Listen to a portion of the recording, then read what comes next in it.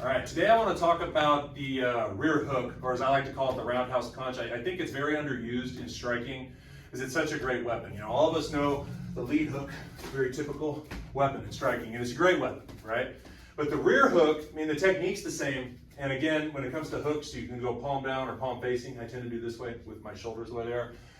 But the problem is with, you know, a rear hook, you can't throw it naked. Meaning I can't just like, I mean, I can, but he's going to see it coming, right?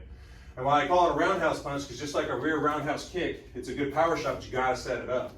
Now, me personally, at 6'6", I tend to use this on guys my own size for body shots. I tend not to go to the head with the rear hook. You can.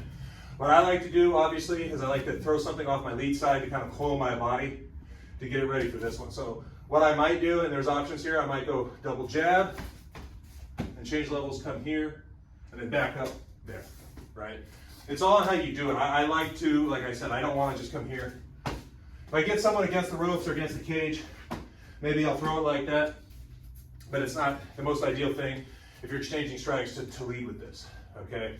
But another one of my favorite setups for this is I like to go jab, cross, hook to the body, all right? And I can shuffle my way in, shuffle my way out. It doesn't really matter how you do it.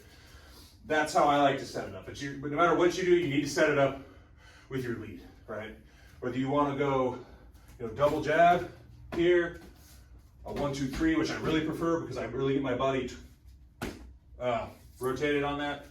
It's all and what works for you. Now, don't confuse this with an overhand. That's here, right? Rear hooks, you just don't see them a lot. I've been teaching them a lot lately. They're a great weapon, right?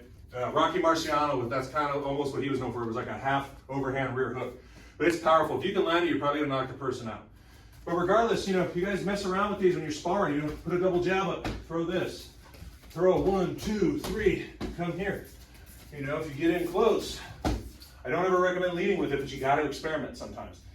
You can throw kicks off of it. I would throw obviously the opposite side. If I'm here and I throw a rear hook, maybe come with the lead leg. It's just something that you don't see it a lot. I mean, you see it in boxing more than you see it in Muay Thai or kickboxing, but even then you don't see it a whole lot. I don't know why, because it's such a great weapon. It just has to be set up, right? And however you want to set it up, it's something you got to play around with. You know, I take very low risks when I strike. I have a low risk, high reward type style.